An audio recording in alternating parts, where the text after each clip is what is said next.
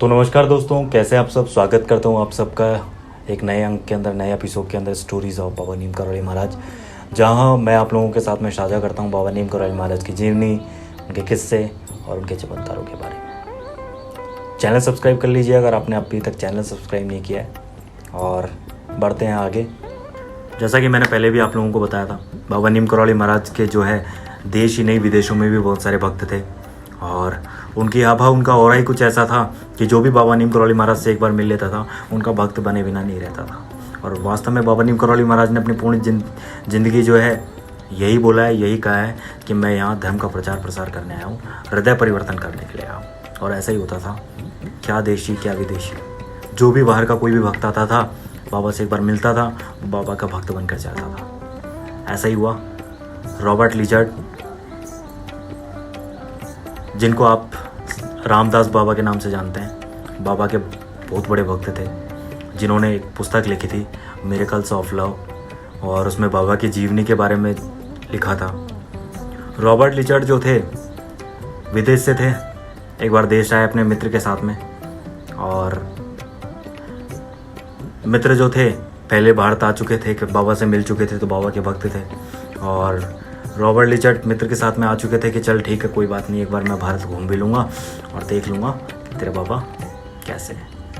तो आश्रम आ गए, कैंची धाम आए और अपनी गाड़ी लेकर आए थे। तो बाबा के पास में पहुँचे, बाबा के पास में गए, आशीर्वाद लिया। तो उनके जो मित्र थे उन्होंने बाबा से आशीर्वाद लिया। बाबा ने उनसे मजाक में कहा, ये गाड़ी जो दिख रही है वो तुम्हारी है? उसने कहा, हाँ मेरी है, ये मुझे दे दो। बाबा ने मजाक में कहा। रॉबर्ट लिचर्ड तो थे विदेशी थे, बाबा के अंदर आस्था रखते नहीं थे। वो चौंक गए कि यार कैसे कोई एक बाबा जो है अचानक ये गाड़ी मांग सकता है। फिर बाबा के उस विदेशी भक्त ने कहा, ठीक है बाबा आप रख लीजिए, मुझे कोई इशू नहीं, आप रख लीजिए। बाबा ने कहा, रहने दे, तू चला, मेरे को कोई काम नहीं है, चला। तो इस तरीके से जो है बाबा ने मजाक में टाल दिया। और उस दिन जो है रॉबर्ट लिचर्ड और उनके मित्र जो है आराम करने के लिए आश्रम में चले गए। रात को जो है जब वो आराम कर रहे थे तो बालकनी में आए, बालकनी में घूमते रहे, ऊपर आसमान में देखा, और कई देर तक जो है बालकनी में उदास घूमते रहे, आसमान में देखा, तारे देखते रहे, और फिर वापस जाकर सो गए। अगले दिन सुबह जब वो अपने विदेशी मित्र के साथ में वापस बाबा के धाम पहुँचे, जाने वाले थे, बाबा के धाम पहुँचे कि बाबा से अंतिम आशीर्वाद ले लिया जाए और उसके बाद में यहाँ से निकला जाए। तो बाबा के पास गए, बाबा से आशीर्वाद लिया। रॉबर्ट लिचर्ड ने भी बाबा के जो है पैर छुए और बाबा के पास में बैठा। बाबा ने कहा, रात को तुम अपनी माँ को याद कर रहे थे और तारों की तरफ देख रहे थे और रो रहे थे, क्या हुआ? माँ की याद आ रही है।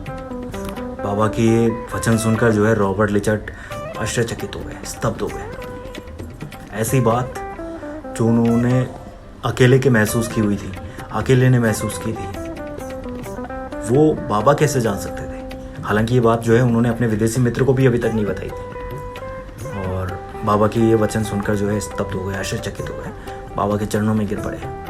बाबा से कहा, हाँ बाबा, मेरी माँ अभी जो है साल भर पहले बीमार थी और चल गई, दुनिया से अलविदा कह दिया। और कल रात को जब मैं एकांत में घूम रहा था, जब आश्रम की गैलरी के अंदर घूम रहा था, तो मैंने तारों की तरफ देखा, और तारों की तरफ देखता रहा तो मुझे मेरी माँ की याद आ गई। माँ की याद आ गई तो मेरी आंखों से आंसू चले गए, आंसू आ गए, पता ही नहीं चला कब आंसू आने लग गए। और बाबा आप धन्य हैं जो आपने सब जान लिया। उस दिन के बाद में जो है रॉबर्ट लिचर्ड जो है बाबा के परम भक्त बन गए, अनन्य भक्त बन गए, और इस प्रकार बने कि बाबा ने उनका नामकरण कर दिया रामदास बाबा। रामदास के नाम से जो है वो फेमस हुए। और विदेश जाने के बाद में जो है उन्होंने अपनी पुस्तक लिखी मिरेकल्स ऑफ लव, जिसमें बाबा की जो है पूरी जीवनी के बारे में उन्होंने बताया। और ही ऐसा था कि जो भी उनके सानिध्य में आता था वो भक्त बने बिना जो है रह नहीं पाता था। तो आज के अंक में इतना ही दोस्तों, मिलते हैं अगले एपिसोड के अंदर, तब तक के लिए धन्यवाद। अगर आपने चैनल अभी तक सब्सक्राइब नहीं किया है तो चैनल सब्सक्राइब कर दीजिएगा। वीडियो अच्छा लगे तो लाइक कीजिएगा, शेयर कीजिएगा। धन्यवाद। जय हिंद।